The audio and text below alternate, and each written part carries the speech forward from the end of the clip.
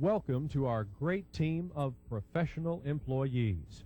We're proud of our company and our employees. Our success is built around quality teamwork and professionalism. Today's short program is an overview of your safety responsibilities to help you perform your job safely. Safety is a responsibility that's important to you, the company, and your fellow employees. Our basic safety policy is simply this: we don't have any job that can't be performed safely. Don't take shortcuts or risks. There's only one way to perform your job. If it can't be done safely, we don't want you to do it. That's our policy and your obligation. Accident and injury statistics compiled over the last 50 years reveal that the majority of all accidents are caused by the unsafe acts of employees, such as taking shortcuts, violating safety rules or job procedures. If the company discovers you've committed one of these unsafe acts, the company will provide counseling on proper job performance. This means you'll be instructed in the unsafe act, what action is required by you to prevent similar unsafe acts, and the time allowed for you to correct this unsafe behavior.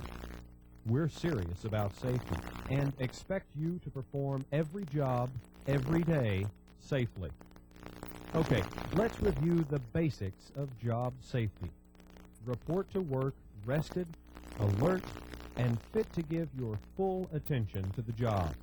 Of course, alcohol and drug use is prohibited on the premises, as are the residual results of their use. This policy is established in order to ensure all of our employees have a safe environment in which to work. Violation of this policy can result in termination of your employment.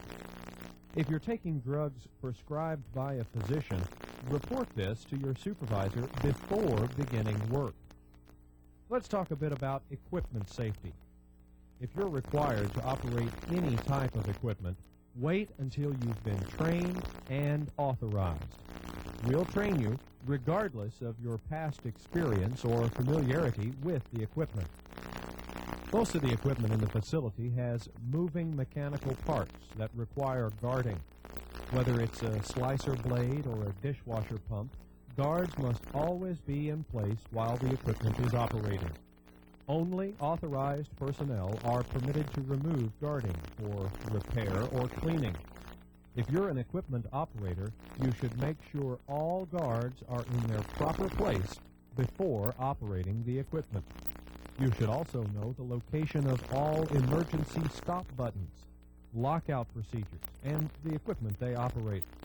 Of course, never place your hand or any other parts of your body into operating equipment for any reason.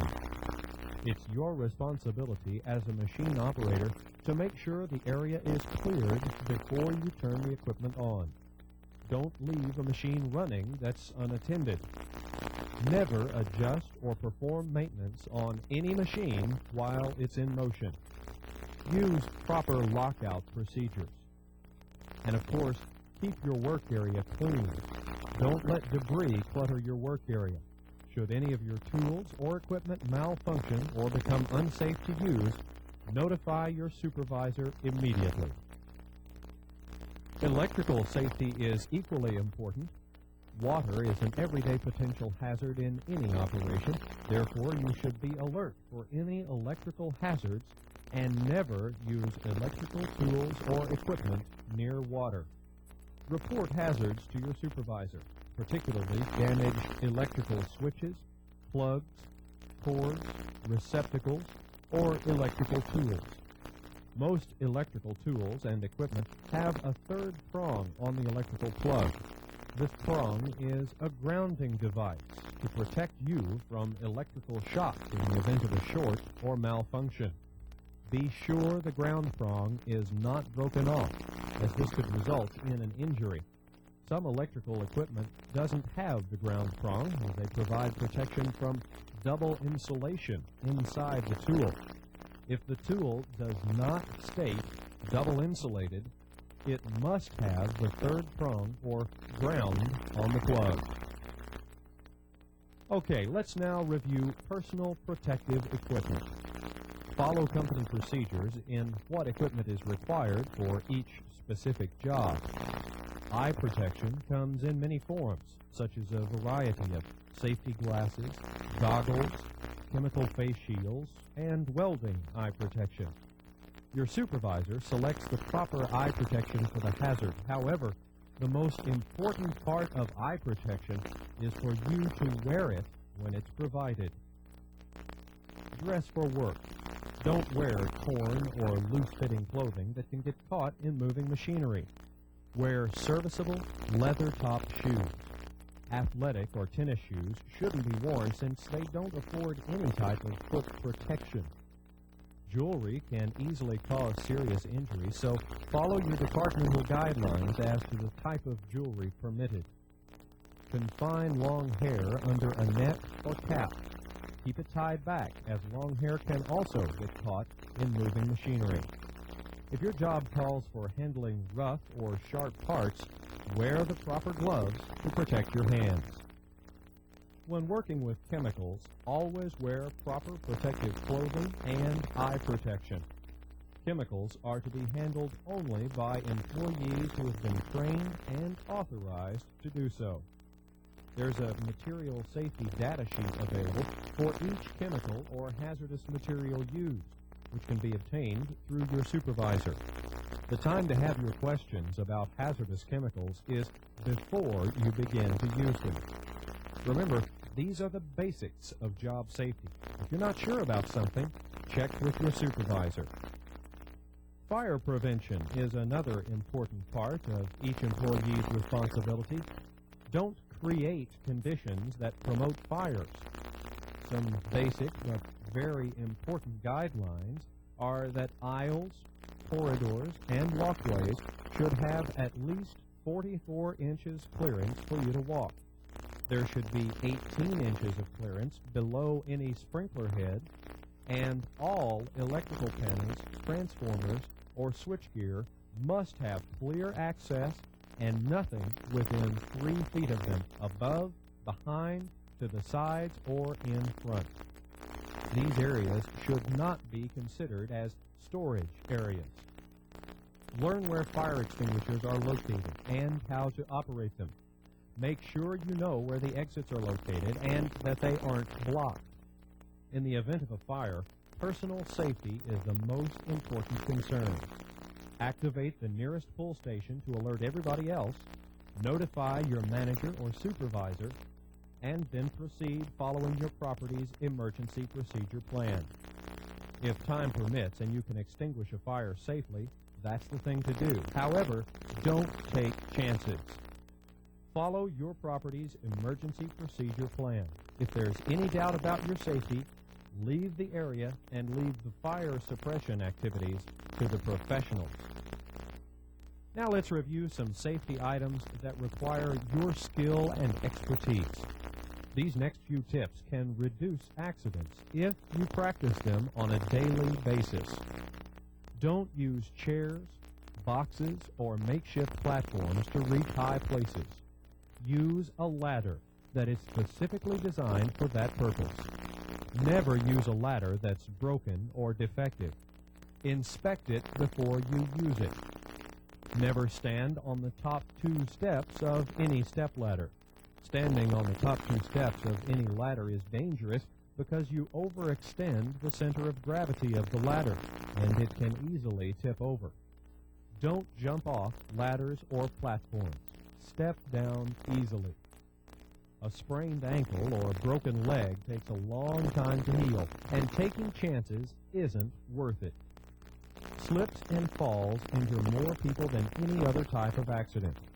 Watch where you're walking, and pay attention to potential hazards, such as wet or slippery floors, torn carpets or tile. Watch for a change in elevations of the floor, and of course, do not run at work. It's okay to be in a hurry, but it's not okay to disregard safety and take chances. Use only authorized walkways or aisles, especially in warehouses or around machinery. When you walk up or down stairs, always hold the handrail. In the event you slip or trip, you'll have the handrails to prevent a fall.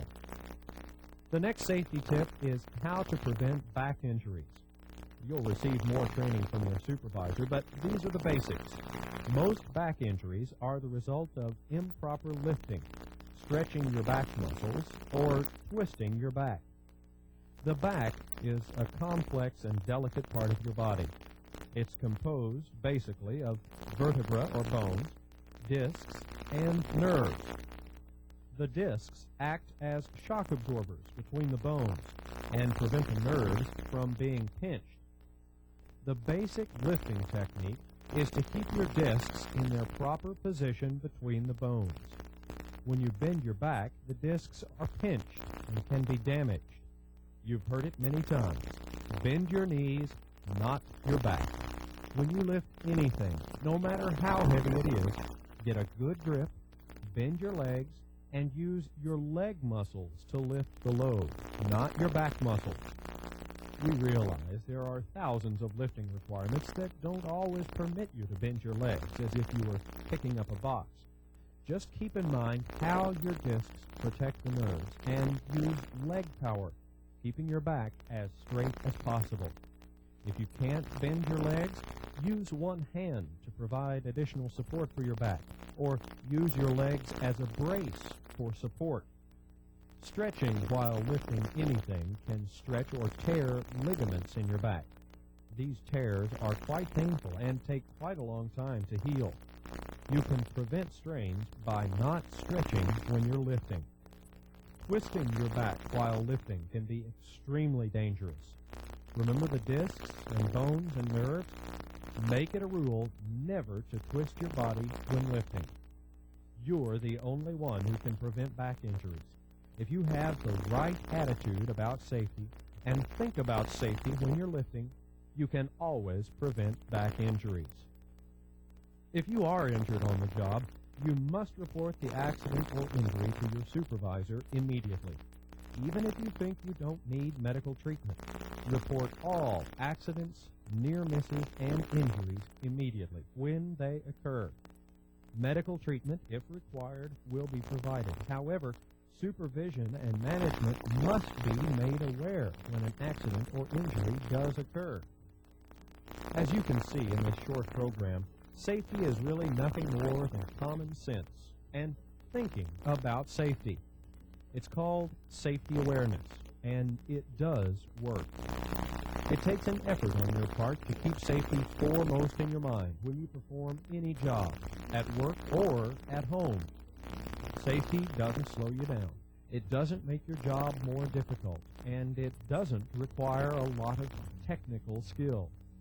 It does prevent accidents and injuries, and makes your job easier in the long run. You're a more professional and efficient employee when you don't cause accidents or injuries. We care about each individual and want you to be successful in your job. Safety is a part of that responsibility. Take the time for safety, because it really does make a difference. Thank you.